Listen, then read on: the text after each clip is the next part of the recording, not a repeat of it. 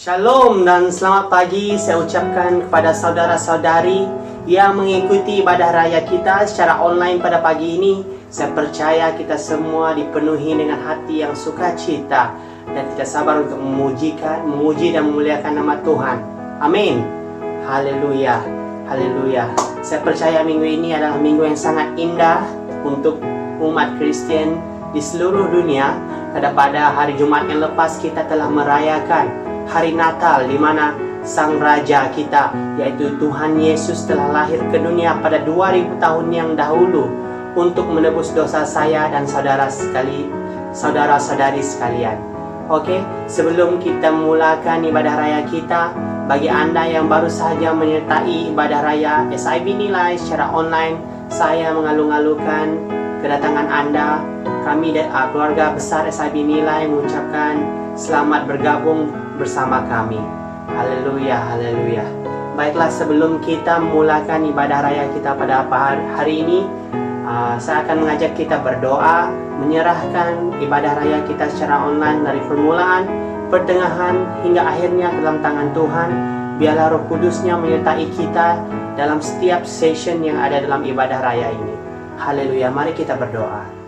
Bapa kami yang di surga, dikuduskan nama Bapa. Terima kasih ya Tuhan untuk hari yang baru, pagi yang indah yang Kau berikan kepada kami pada hari ini, di mana kami dapat beribadah bersama walaupun secara online ya Bapa. Bapa, kami mengucap syukur dan terima kasih atas kelahiran-Mu ke dunia ini pada 2000 tahun yang dahulu ya Tuhan, untuk menebus dosa-dosa kami umat manusia ya Bapa. Bapa, tanpa kelahiran-Mu ke dunia ini Tuhan, kami tidak berarti apa-apa ya Bapa. Kami mengucap syukur atas pemberian yang sangat besar ini ya Tuhan. Bapa, kami serahkan, Dia akan membawa kami dalam praise and worship. Dia akan membawa kami dalam perkongsian sabda firman Tuhan sebentar lagi ya Bapa, agar Engkau pakai setiap mereka ya Tuhan menjadi alat-alat-Mu dalam menyampaikan message yang Engkau ingin sampaikan pada setiap umat-Mu ya Bapa. Bapa, kami serahkan jemaat SIB Nilai yang dalam kelemahan tubuh, yang dalam keadaan duka cita ya Tuhan, agar Engkau terus melengkapi mereka dengan penghiburan, kesembuhan daripada Engkau ya Tuhan, agar mereka semakin hari semakin dikuatkan ya Bapa. Haleluya. Kami berdoa juga untuk pastor kami ya Bapa, tim gereja kami, pelayan-pelayan gereja kami ya Bapa, agar mereka terus kuat ya Tuhan dalam membimbing dan memimpin gereja kami ini ya Tuhan, agar kami semakin hari semakin diperbaharui oleh Engkau Yesus. Haleluya Bapa, terpuja nama-Mu Yesus. Ini doa kami. Semua umat yang percaya sama-sama kita katakan amin. Haleluya. Halo, selamat pagi jemaat Tuhan yang dikasihi sekalian. Sekali lagi saya ucapkan selamat hari Natal kepada semua. Jadi kita masih lagi dalam suasana Natal kita. Jadi pada pagi hari ini mari kita naikkan lagu pujian Natal kita. Yang pertama yaitu Dia lahir untuk kami. Teruskan dengan mari kita sambut Sang Raja.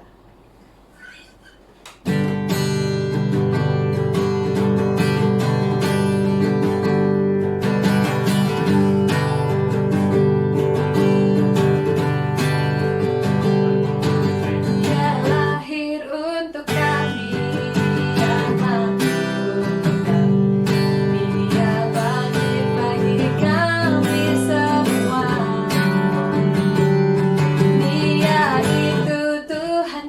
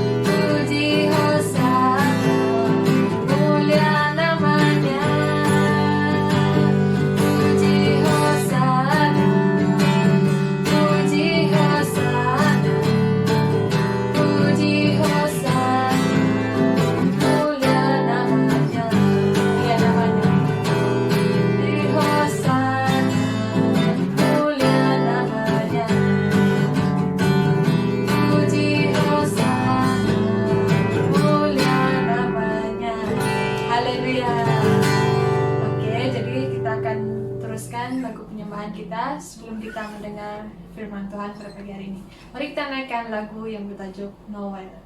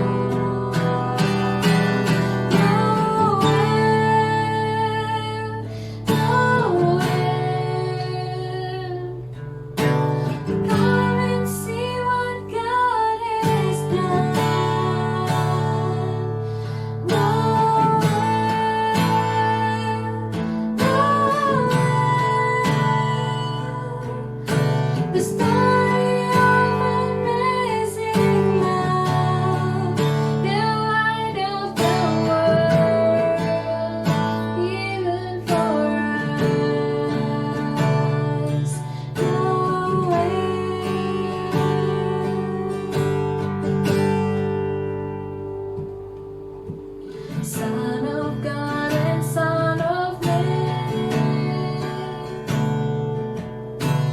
there before the world began, born to suffer, born to sin, born to raise us from the grave. Christ the everlasting Lord, He shall reign forevermore. Nowhere, nowhere. Come and see what God has done.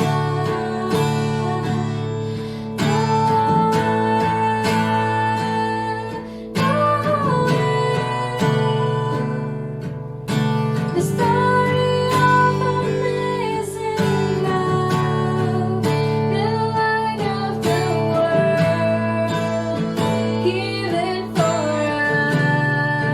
us.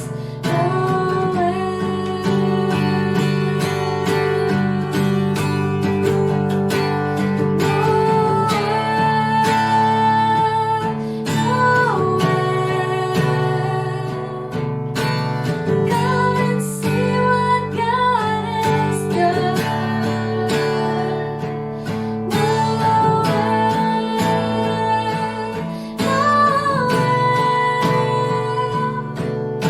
The story of amazing love, the light of the world, given for us.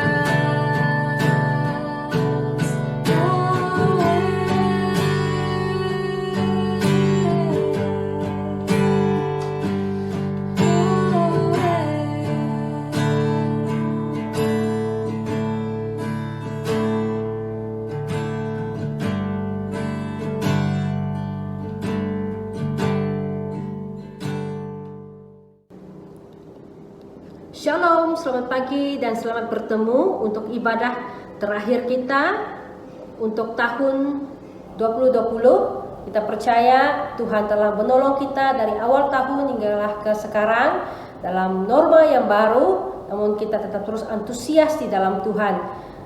Dan beberapa hari akan datang, kita akan masuk ke tahun yang baru, tahun 2021, dengan kasih dan anugerah Tuhan. dan saya percaya Tuhan akan menolong dan menguatkan setiap pribadi kita. Jemaat Tuhan yang saya kasih dalam Yesus Kristus, ini ibadah terakhir saya bersama dengan Anda untuk ibadah secara online, dan saya mengakhiri ibadah ini dengan satu kebenaran firman Tuhan supaya menjadi peringatan dan dorongan kepada kita untuk masuk di tahun yang baru, supaya inilah yang Tuhan ingin dan Tuhan mau kepada gerejanya. Mari kita melihat di dalam Filipi 2 ayat 1 hingga 8. Filipi 2 ayat 1 hingga 8 dengan satu tema yang saya berikan kepada kita adalah kesatuan dalam kasih Yesus, kekuatan sebuah gereja. Kesatuan dalam kasih Yesus, kekuatan sebuah gereja. Kesatuan dalam kasih Yesus, kekuatan sebuah gereja. Kenapa saya mengakhiri tahun kita ini dengan tema ini, jemaat Tuhan?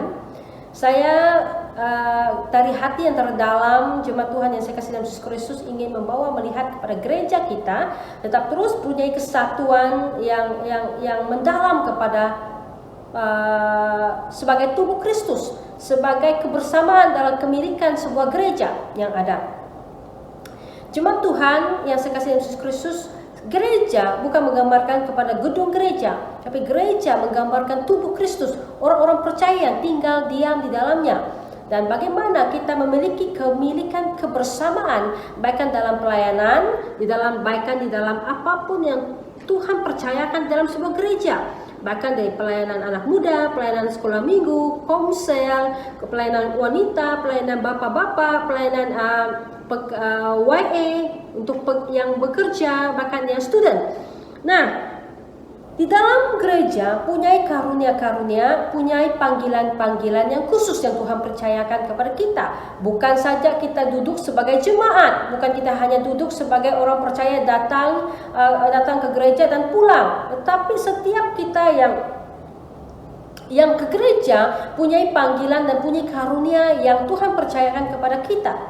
Nah, sebuah gereja yang kuat, sebuah gereja yang bertumbuh adalah punya kesatuan, kebersamaan untuk melakukan atau membuat bersama perubahan itu di dalam satu community, satu tubuh Kristus. Karena di dalam gereja kita tidak boleh satu orang sendiri-sendiri. Sebuah bangunan ataupun gereja tidak akan dapat berdiri jika tidak ada tubuh Kristus, community yang ada di dalamnya. Mari kita lihat satu gambaran di mana bangunan-bangunan tertinggi di dunia, bangunan-bangunan tertinggi di dunia, the world tallest buildings, di mana kita lihat daripada bangunan-bangunan yang dibuat oleh manusia.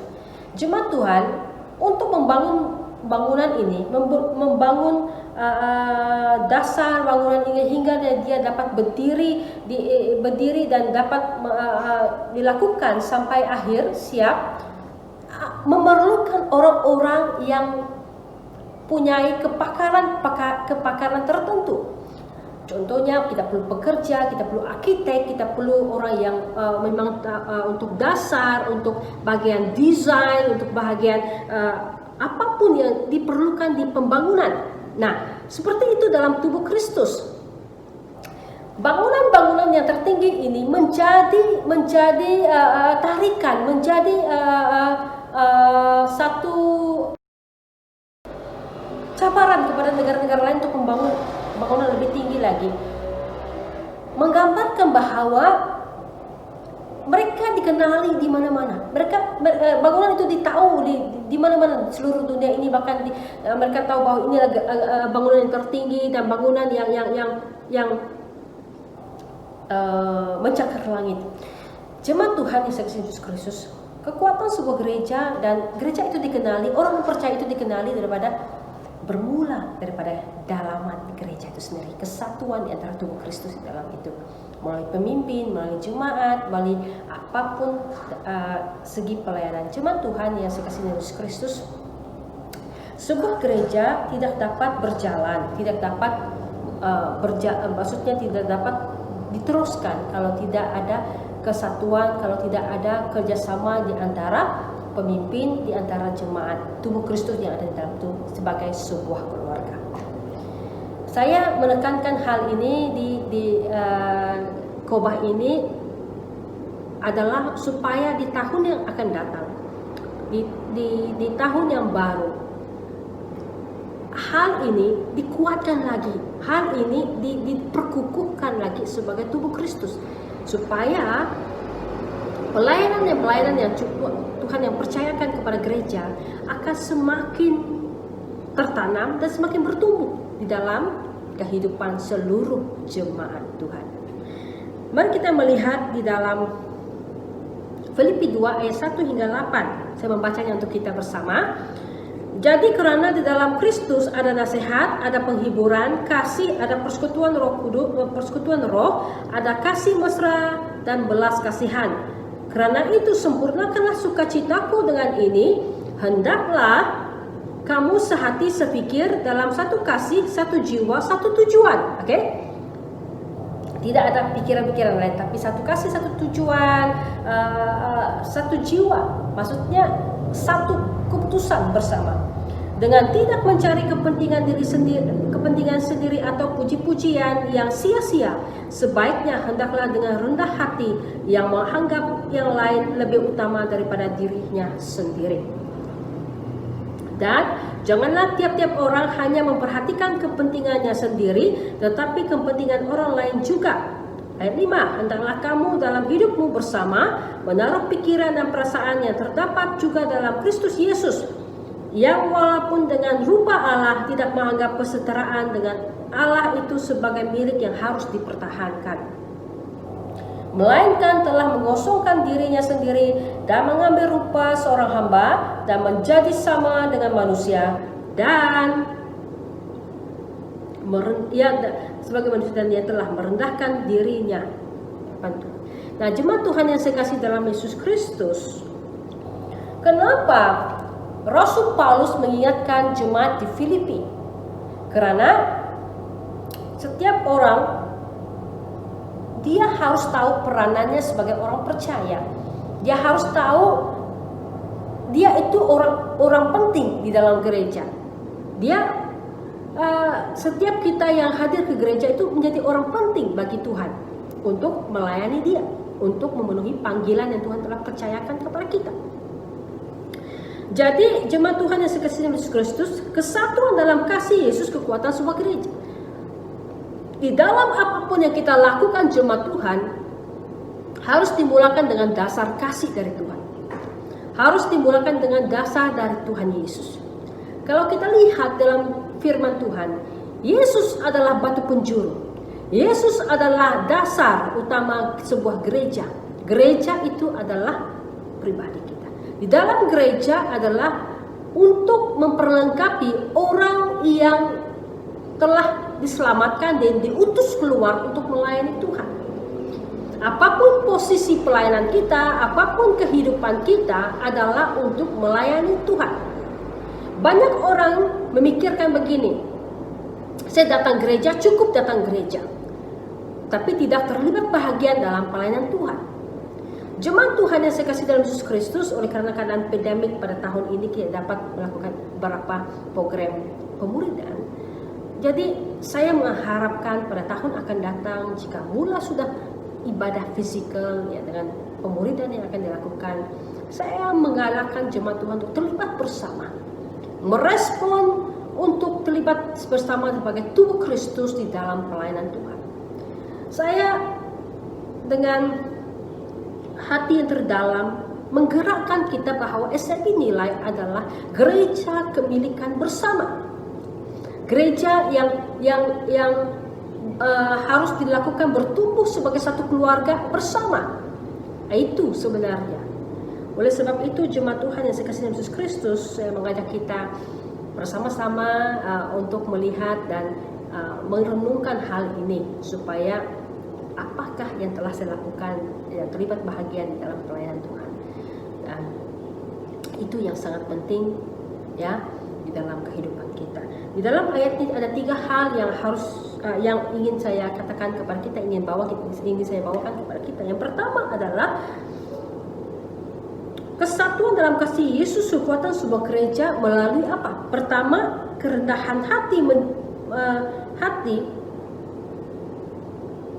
membentuk, ya, kerendahan hati membentuk kasih di dalam diri kita.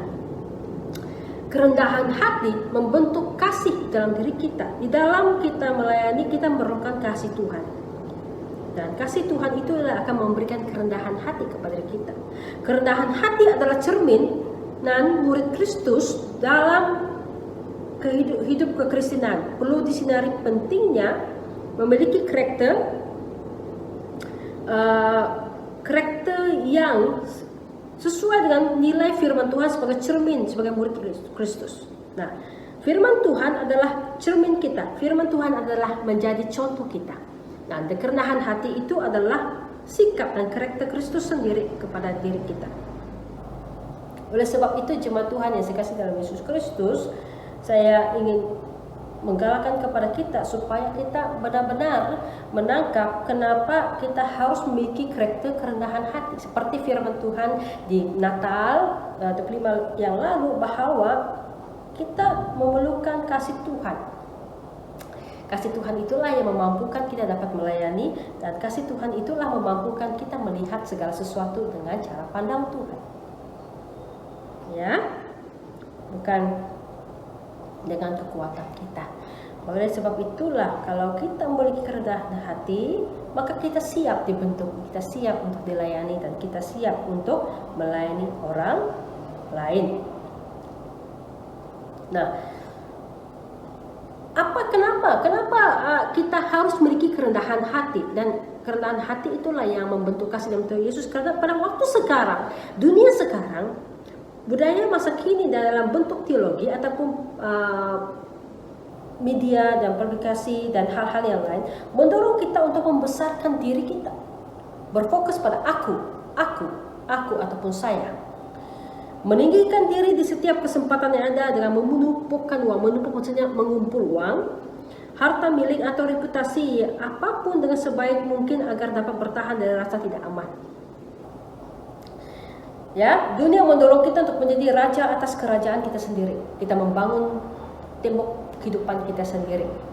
Dan gereja hanya sekadar untuk keagamaan. Boleh dikatakan seperti aturan keagamaan saja. Bukan yang mengubah kehidupan, hanya sebagai rutinitas. Meskipun idenya nampak baik, sepertinya sangat baik, proses ini membentuk pertahanan diri terhadap kerjaan Allah dalam hidup kita.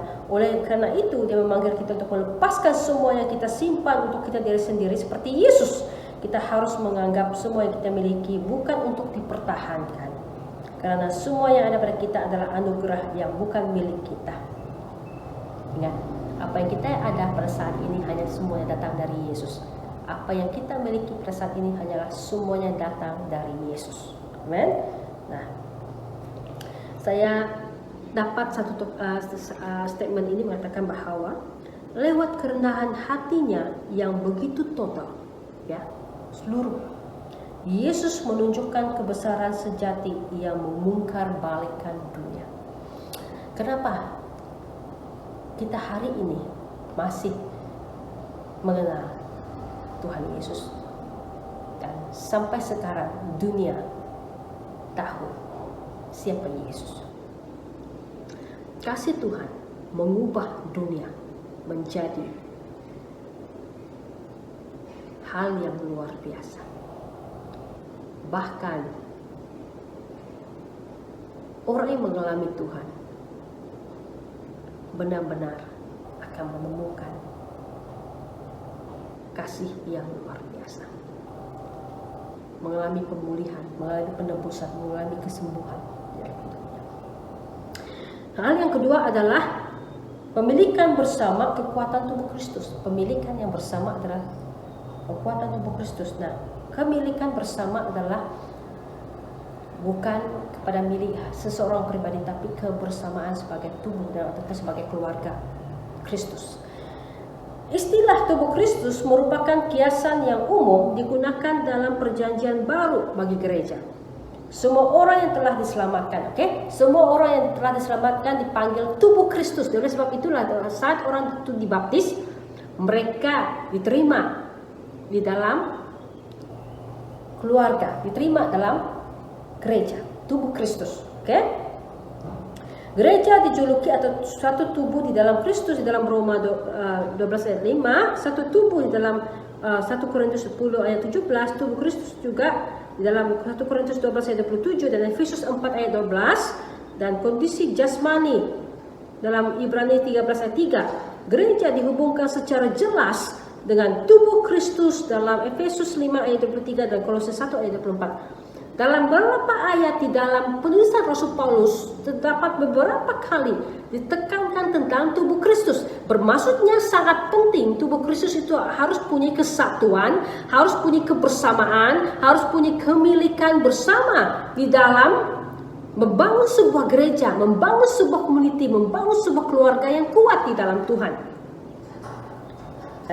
Yesus menunjukkan kasih Allah secara jelas, nyata, dengan berani, terutamanya melalui kematiannya di atas kayu salib sebagai korban. Setelah kenaikannya ke surga secara jasmani, Kristus melanjutkan karyanya di dunia melalui mereka yang telah ditebus melalui kita. Siapa lagi untuk meneruskan pelayanan Tuhan? Siapa lagi yang dapat dipanggil oleh Tuhan? Tidak orang lain, kitalah yang telah diselamatkan untuk menunjukkan kasihnya kepada orang lain, menunjukkan kasihnya kepada seluruh jemaat Tuhan di antara gereja, maksudnya di dalam tubuh Kristus, dan kita berfungsi sebagai gereja yang benar-benar menghidupi keteladanan Tuhan Yesus. Apakah Anda mengerti arti tubuh Kristus? Ataupun saya mau tanya kita, apakah arti tujuan kita sebagai orang percaya? Hanya kita mau masuk, kita sebagai orang percaya hanya mengatakan seperti ini, pastor cukuplah saya sudah terima Tuhan Yesus dan duduk dan tunggu untuk masuk surga. Jemaat Tuhan yang saya kasih Yesus Kristus, selagi kita hidup di dunia, selagi kita masih hidup, kita dipanggil untuk melayani Tuhan. Kita dipanggil untuk memberitakan Injil. Kita dipanggil untuk memberitakan kasih Tuhan kepada orang lain. Men, itu yang Tuhan mau kepada kita. Dan fungsi kita sebagai tubuh Kristus, kemilikan kita bersama. Setiap pribadi kita punya karunia-karunia dan talenta yang Tuhan berikan kepada kita. Setiap orang punya pekerjaan-pekerjaan yang berbeza. Pekerjaan-pekerjaan yang punya tempat di mana kita boleh berkongsi kasih kepada orang lain. Banyak orang salah mengerti arti melayani. Banyak orang pikir melayani itu hanya di mimbar. Banyak orang pikir melayani itu hanya orang yang menyampaikan firman Tuhan. Banyak yang mengatakan melayani itu hanya sekadar untuk bernyanyi. Tapi sebenarnya melayani itu, definisi pelayanan itu adalah sangat besar. Dimanapun Anda berada, apapun Anda lakukan, itu pelayanan. Itu ibadah Anda kepada Tuhan. Anda harus ingat itu sebagai tubuh Kristus. Hal yang ketiga adalah Yesus menjadi teladan dalam kerendahan hati. Yesus menjadi teladan. Segala sesuatu jemaat Tuhan dalam sebuah gereja, Yesus menjadi teladan. Dalam sebuah gereja, Yesus menjadi teladan kepada kita. Ya, Yesus menjadi figur yang utama. Yesus harus menjadi tujuan utama hidup kita, karena kita tahu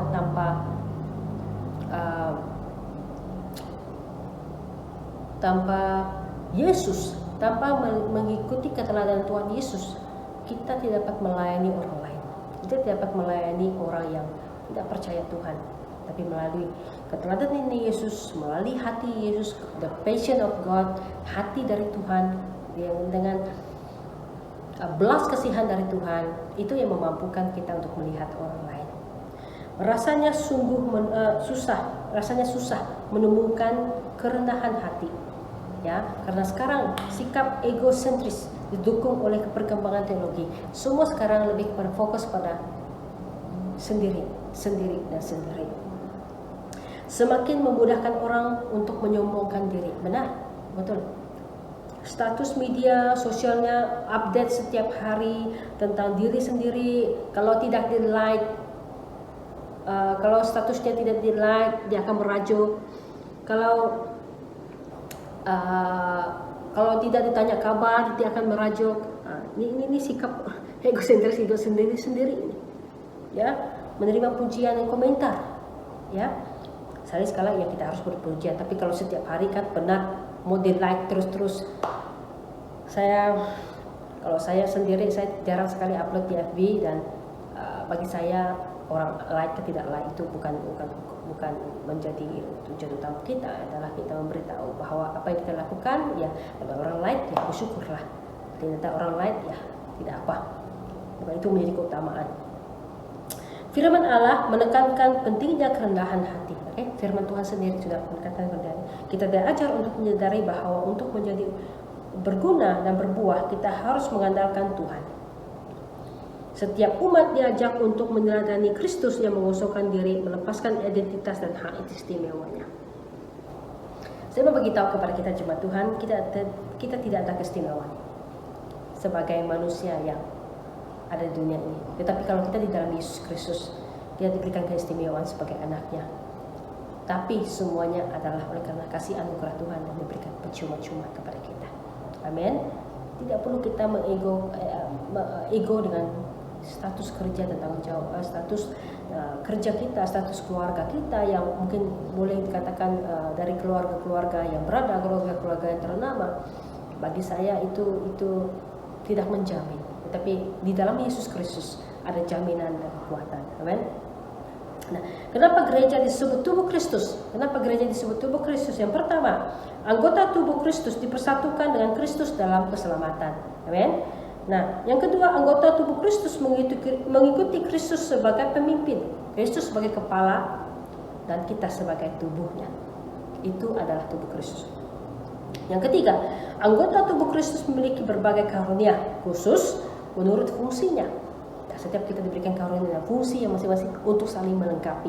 Ingat bangunan tadi, bangunan yang tertinggi itu akan dapat dicapai jika setiap orang-orang yang punya pakar ini bekerja sama melakukan kerja, dan akhirnya bangunan itu siap dan dikenali orang ramai.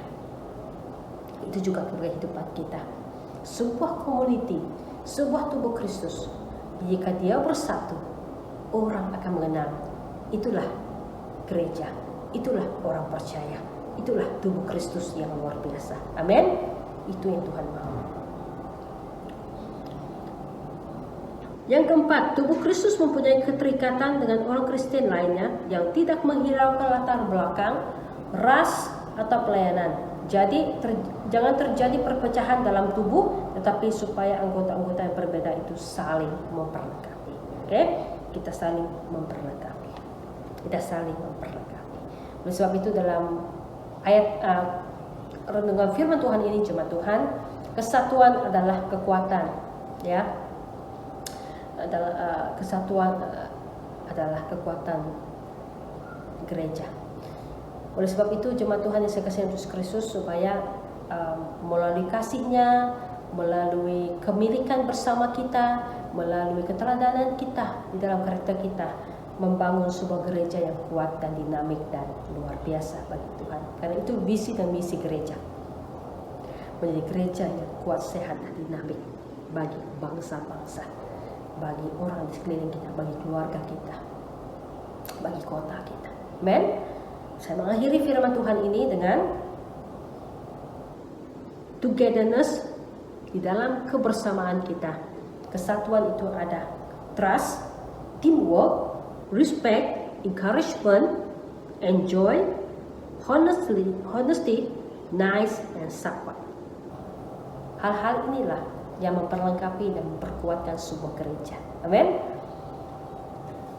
Membangun kebersamaan. Saya mengakhiri ayat firman Tuhan ini dengan mengatakan seperti ini: membangun kebersamaan sebagai satu rumah rohani adalah sesuatu yang sangat penting.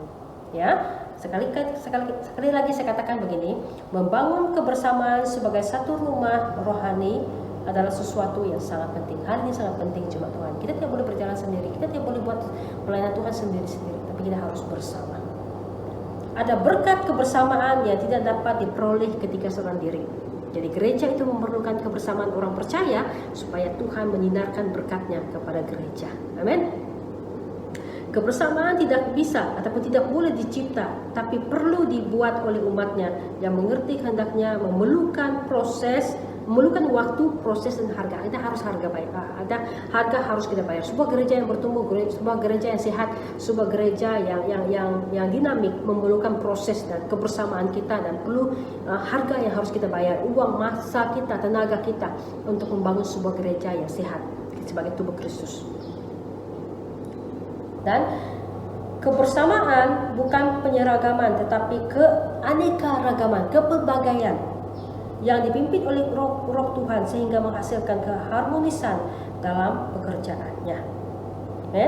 Membangun kebersamaan harus dimulai dari kesamaan spirit ataupun roh, kasih seperti kasih Kristus, satu jiwa seperti motivasi yang murni di dalam pelayanan Tuhan. Amen.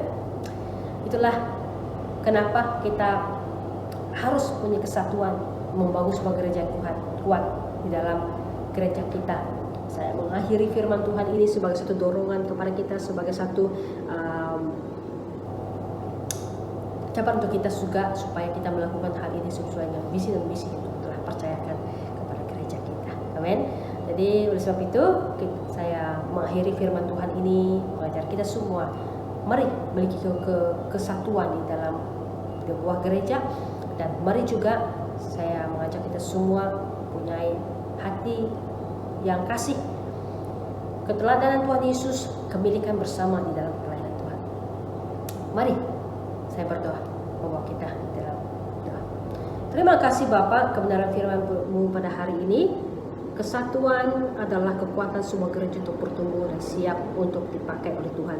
Bapa, saya berdoa untuk gereja dan seluruh jemaat, kepimpinan, kebersamaan mereka, dan kami percaya Tuhan melalui gereja yang kuat daripada diri pribadi kami siap dipakai oleh Tuhan dan siap untuk memiliki kerendahan hati dan kasih Tuhan bekerja dalam kehidupan kami. Dan kami berdoa Tuhan supaya gereja semakin bertumbuh dan mengasihi Tuhan dengan sungguh-sungguh.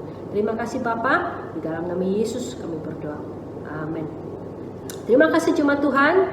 Kita bertemu lagi dan Tuhan Yesus memberkati.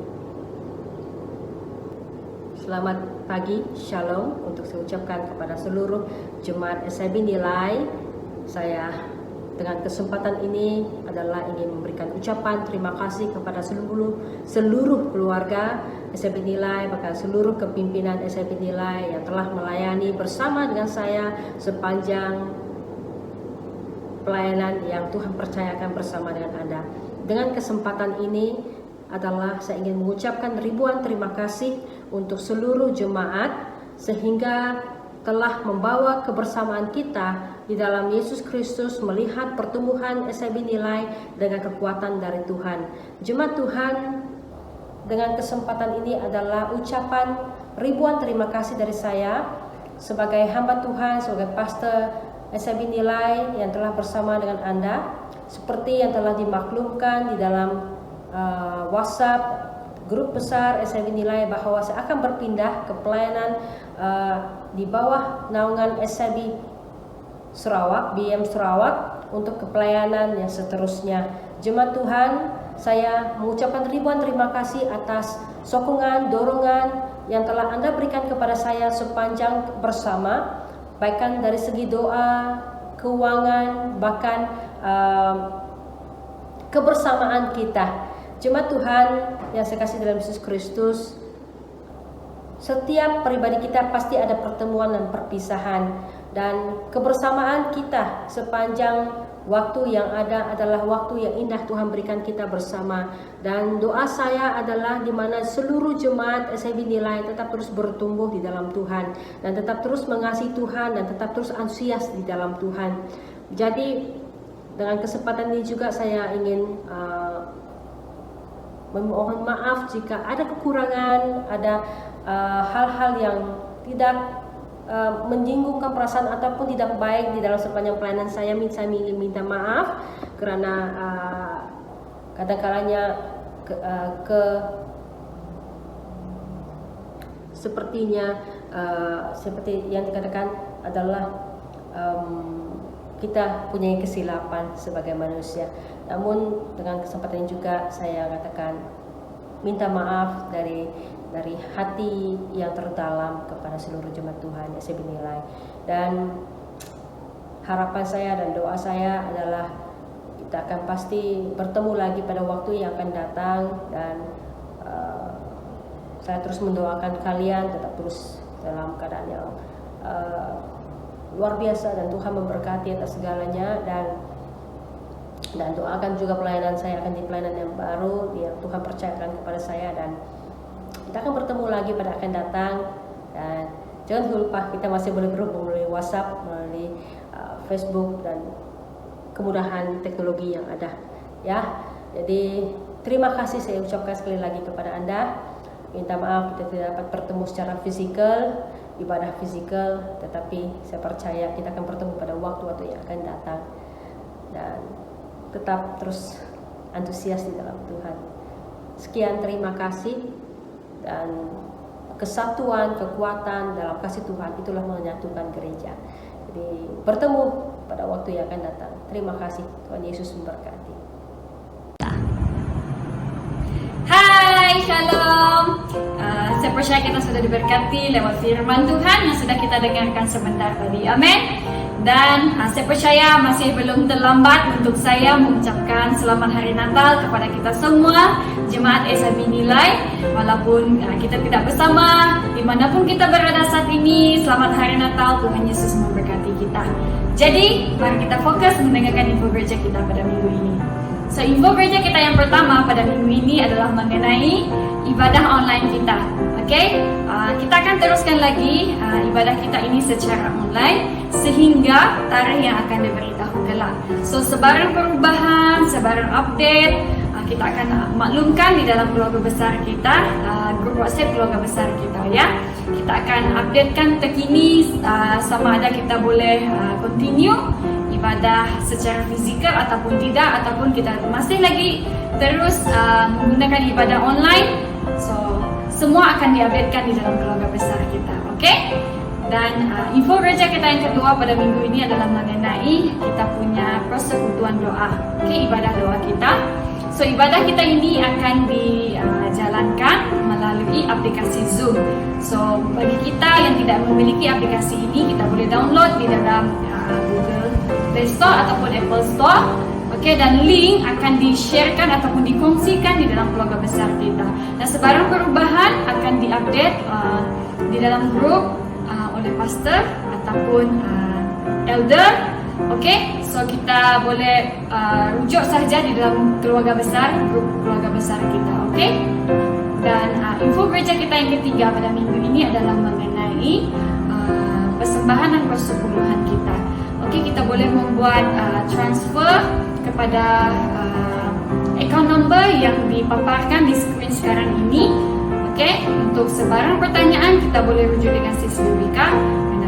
Beliau adalah bendahara gereja kita. Right? So, info gereja kita pada minggu ini berakhir sampai di sini saja. Oke, dan sebelum kita mengakhiri ibadah kita, mari kita berdoa. Saya pimpin kita di dalam doa. Haleluya Tuhan, terima kasih Bapa, kami mengucap syukur atas kebaikan-Mu, kemurahan-Mu Tuhan. Kami ada saat ini ya Tuhan Yesus, karena kemurahan-Mu ya Bapa, kami sehat pada hari ini Tuhan. Saat ini ya Bapa di surga semuanya karena anugerah-Mu ya Tuhan Yesus. Kami bersyukur Bapa karena kami punya kesempatan untuk terus join ibadah kami, walaupun secara online ya Tuhan Yesus di tempat kami masing-masing Bapa. Kami bersyukur Tuhan kami dikuatkan kembali dengan firman-Mu ya Bapa di surga yang menegur kami, yang mengingatkan kami kembali ya Bapa di surga. Terima kasih Tuhan karena Kau setia, tidak pernah meninggalkan kami Tuhan. Berkati setiap anak-anak-Mu Tuhan dimanapun mereka berada ya Bapa. Berkati Pastor Bong, berkati pemimpin gereja ya Tuhan Yesus, dimanapun kami berada Tuhan, apapun kondisi kami saat ini Bapa, Engkau menjaga kami Tuhan, Engkau melindungi kami Tuhan Yesus. Terima kasih ya Bapa di surga, kami bersyukur Tuhan karena kematian-Mu di kayu salib Bapa menebus segala dosa kami Tuhan, sehingga kami bebas ya Tuhan Yesus untuk memuji dan memuliakan nama Engkau ya Bapa. Tuhan, kami serahkan minggu yang akan datang ini juga ke dalam tangan Kau, biarlah Engkau yang menjaga, memelihara kami ya Tuhan Yesus, agar kami terus hidup dalam kasih-Mu Tuhan. Dan damai sejahtera-Mu Tuhan di dalam hati kami ya Bapa di surga. Terima kasih ya Tuhan Yesus, terima kasih Roh Kudus, mulia nama-Mu Bapa. Di doa kami Tuhan, dalam nama Tuhan Yesus kami sudah berdoa dan mengucap syukur. Amin. Amin. Haleluya. So, ibadah kita sampai di sini saja. Stay safe everyone. Bye. Jumpa minggu depan. Tuhan Yesus